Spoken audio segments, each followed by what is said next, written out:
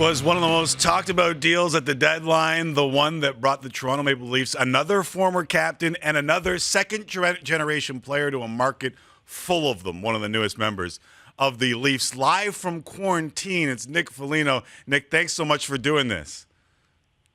Thank you. That was a nice intro.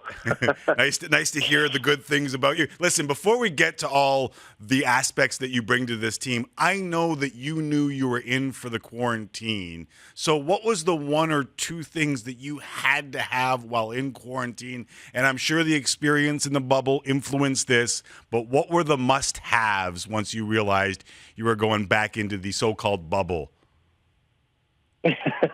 Well, I think... thank God for technology, because the iPad is definitely a must-have. And I don't know, I'm not too picky. I need good food. So that's about it. Good food and FaceTime the kids. We're working towards that. I'm Italian, so it's good food's important. Yeah, understood. I know with Pop's playing in the show, there was some moving around, but he spent 3 seasons in Toronto. What do you remember most about those times? Well, I mean, obviously their run. I remember my dad was living downtown in an apartment. So as kids, we thought that was the coolest thing. We actually stayed in Buffalo one year. Yeah.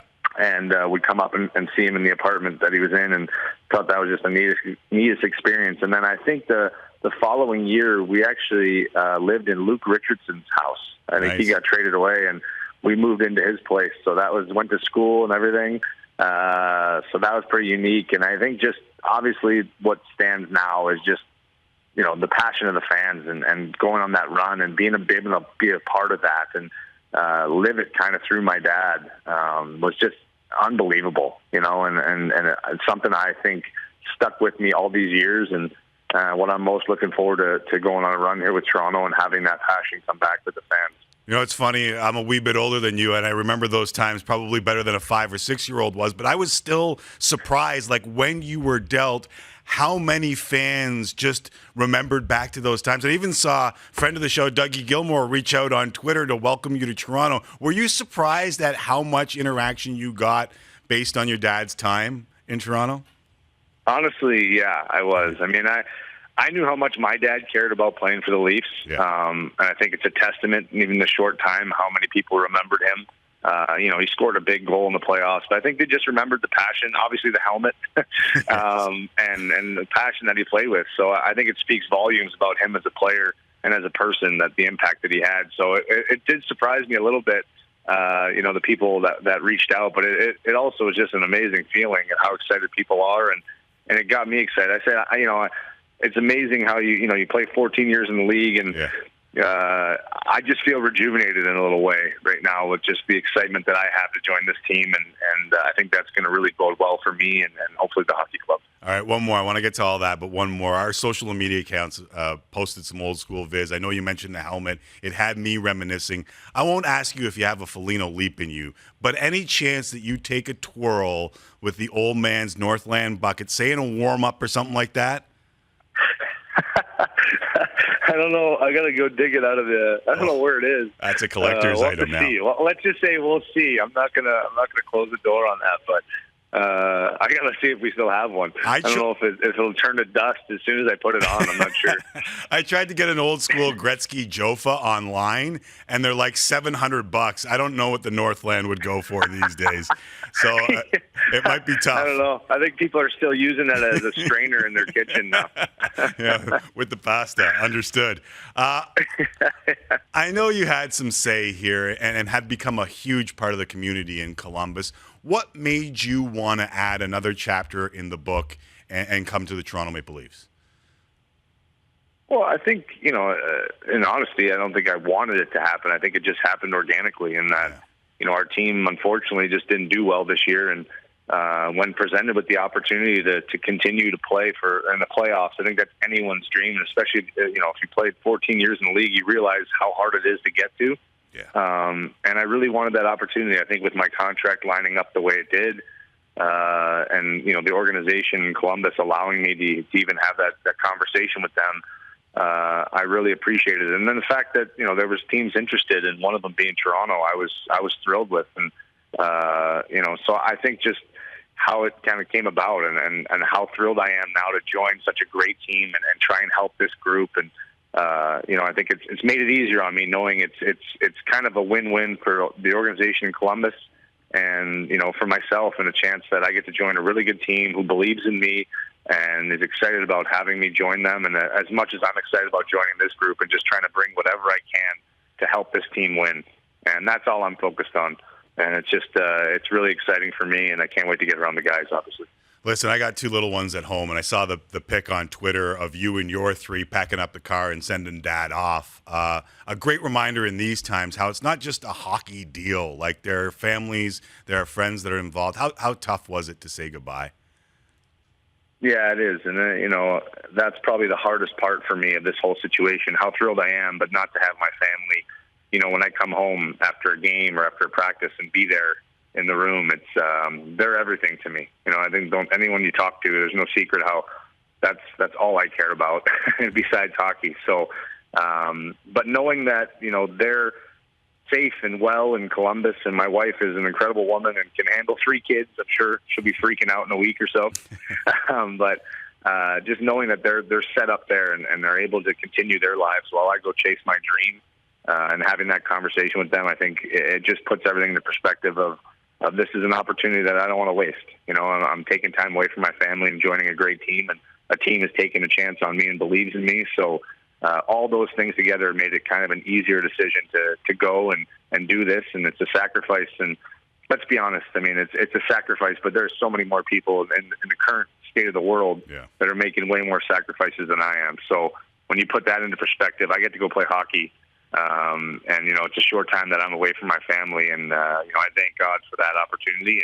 And, but I think about all the people that have been affected more by this pandemic than me. And if I get a chance to go play hockey because of it, then we'll make do. And I know my family's cheering me on from afar.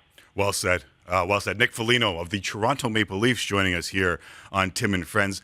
We've seen others get moved on deadlines, and they try really hard, maybe even too much, to fill the role they think that they're supposed to fill. Now, we counted up on this Leafs team 12 buds that have worn a letter in the NHL, either C's or A's. Does that make the transition a little easier for you?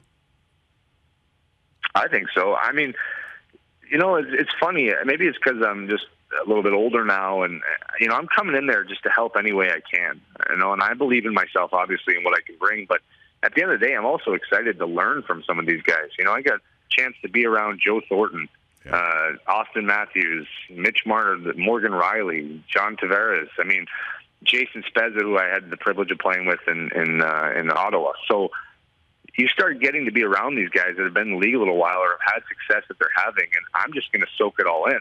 It excites me in that regard, too, of what I can bring, but also what I can learn. Because I think I'd be naive to think that I'm just going to come in here and on this team and how great they are and just try to, impact with whatever I can. I got to listen. I got to learn and try to fit in wherever I can to help this group. That's all I'm trying to do. I think that's the most important thing. It's not I'm coming in here to save the day. This team doesn't need saving. This team needs just some help in certain aspects that I hope to provide. And, I'm so thrilled to get that opportunity to help this team, which in turn will help me become a better player, become a better person, and have hopefully an opportunity to win a Stanley Cup. Awesome. Some veterans that you've battled against are in that room. You saw a lot of these guys in the bubble last year. Is there a guy or two that you're glad you don't have to battle with or are really excited to kind of play with because you know what they can do? Well, I think you just look at all their offensive weapons, and it's always you have to be on point when you're on the ice against them. So that'll be nice to be on the other side of it where I can hopefully reap the benefits of being out there with them. But, a guy like Wayne Simmons, him and I have had some really good battles.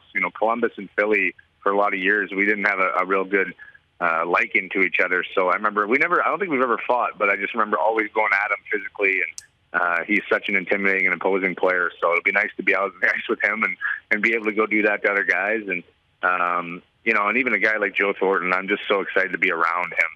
He's been in the game so long and has accomplished so much. And I'd love nothing more than to be able to go on a run and get him the cup. He's somebody I admire and the way he's played and being able to impact the game. So It's amazing how many guys in that room that there's a storyline behind it of a lot of guys chasing that trophy, and if we can come together and do it for one another, it could be an unbelievable story.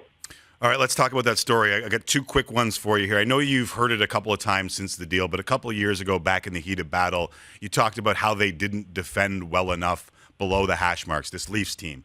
Have you noticed enough of a change in the way they defend below the hash marks that you feel like this could be a real extended run here?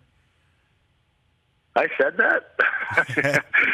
I read the headline. Man, you can't hide from anything. No. You guys dig up everything. Oh, man. I might have got 2020 or 2021 and just read the headline, but I saw the headline.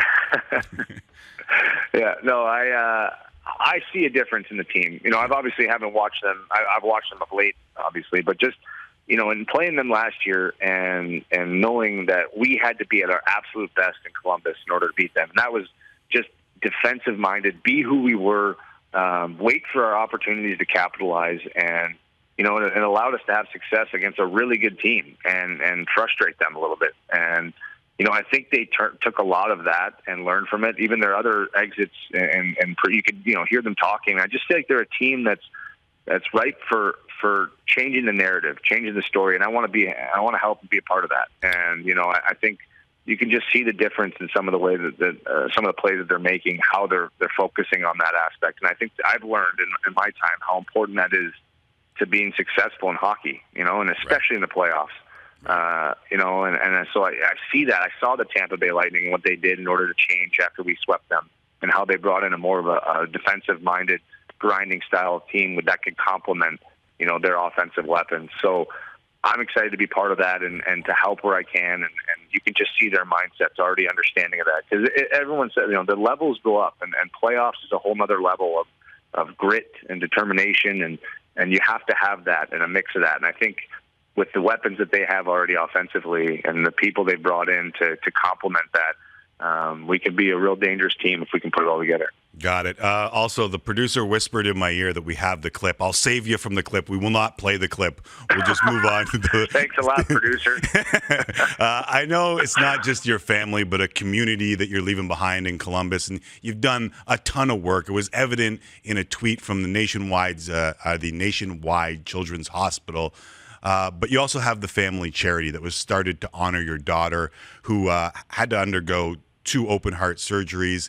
We got some generous folks watching this. Before we let you go, tell us a bit about the Hearts Playbook. I appreciate you bringing it up. Obviously, that to me is what it's all about at the end of the day. And we're so fortunate to be in a position to hopefully inspire and help other people.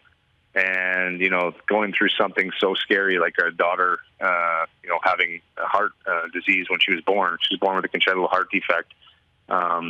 Realizing how many people you have to lean on, and the people that gave us a chance to be a family. We knew right away after we got through it that we'd want to do something. So we decided to start our own foundation. It's called the Hearts Playbook, and it's really just devoted to helping, and continuing to raise awareness. And 1 in 4 children are born with congenital heart defects. A lot of people don't know that. And we just feel like there's so much more that can be learned, and through research, there's so much out there. Our own story was a lot of word of mouth to find the right doctor that could save our daughter's life. So just trying to be that inspiration and use our platform for good. So I really appreciate you bringing that up. It's something we're very proud of. It's new. We're kind of jumping into this with 2 feet, but it's something we care a lot about, and want to make sure that we're giving back the way that people have given us a chance to have a family. So I appreciate you asking. Awesome. At this time, we're kind of realizing how important perspective is, and oftentimes it's also expensive. Perspective can be expensive, and it doesn't always have to be if you get it at the right spot. Heartsplaybook.com if you want to help out Nick and his family. Would expect nothing less than salt of the earth from somebody with Sudbury in their blood. Thank you very much for doing this, Nick. Really appreciate it. Thank you. Hopefully make Sudbury proud here now. Thanks a lot.